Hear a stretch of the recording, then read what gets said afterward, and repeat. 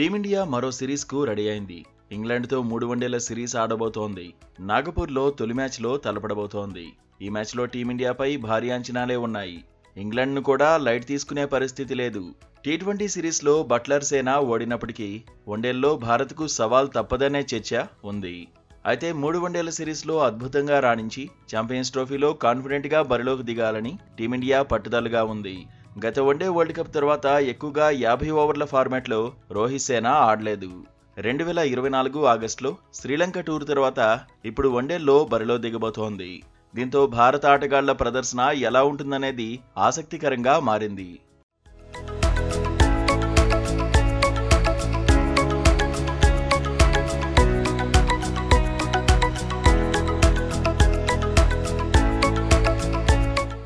ముఖ్యంగా కెప్టెన్ రోహిత్ శర్మ, విరాట్ కోహ్లీపై అందరి నజరు పడబోతోంది. ఛాంపియన్స్ ట్రోఫీకి ముందు ఫామ్ అందుకోవడానికి కోహ్లీ, రోహిత్కు ఇదే చివరి అవకాశం అనడంలో డౌట్ లేదు. ఇద్దరూ బోర్డర్ గవాస్కర్ ట్రోఫీలో రాణించలేదు. రంజీల్లోనూ ఇంపాక్ట్ చూపించలేకపోయారు.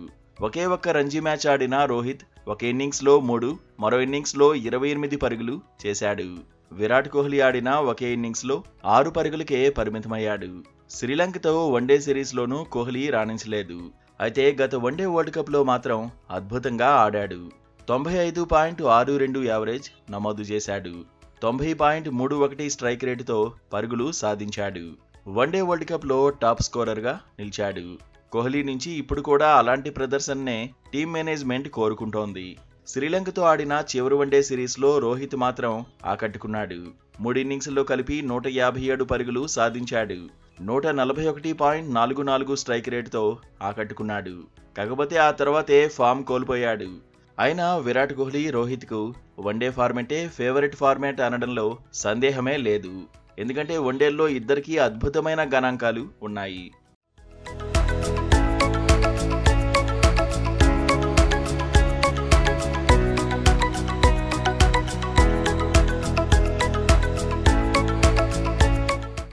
నాగపూర్లో రోహిత్ శర్మ, శుభ్మన్ గిల్ భారత్ ఇన్నింగ్స్ను ఆరంభించబోతున్నారు.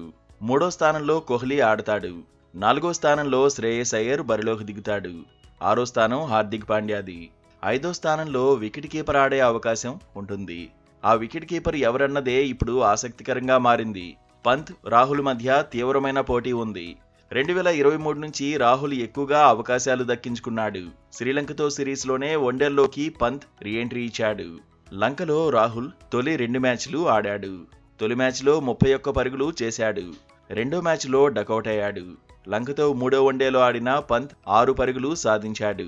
బోర్డర్ గవాస్కర్ ట్రోఫీలో మాత్రం రాహుల్, పంత్ రాణించారు. 10 ఇన్నింగ్స్ల్లో కేవలం 276 పరుగులు చేశాడు. 9 ఇన్నింగ్స్ల్లో పంత్ 255 రన్స్ కొట్టాడు. 2023 వన్డే వరల్డ్ కప్ తర్వాత 50 ఓవర్ల ఫార్మాట్లో జడేజాకు రెస్ట్ ఇచ్చారు. ఇప్పుడే బరిలోకి దిగబోతున్నాడు. అయితే స్పిన్ ఆల్రౌండర్లుగా వాషింగ్టన్ సుందర్, అక్షర్ పటేల్ పై టీం మేనేజ్మెంట్ ఎక్కువగా ఫోకస్ చేసింది. లంక టూర్లో అక్షర్ 4, వాషింగ్టన్ సుందర్ 5 వికెట్ల చొప్పున సాధించారు. స్పెషలిస్ట్ స్పిన్నర్గా కుల్దీప్ యాదవ్, వరుణ్ చక్రవర్తి కూడా పోటీ పడుతున్నారు. 2023 వన్డే వరల్డ్ కప్ తర్వాత షమి ఇప్పుడు 50 ఓవర్ల మ్యాచ్ ఆడబోతున్నాడు. ఫస్ట్ చాయిస్ పేసర్గా బరిలోకి దిగబోతున్నాడు.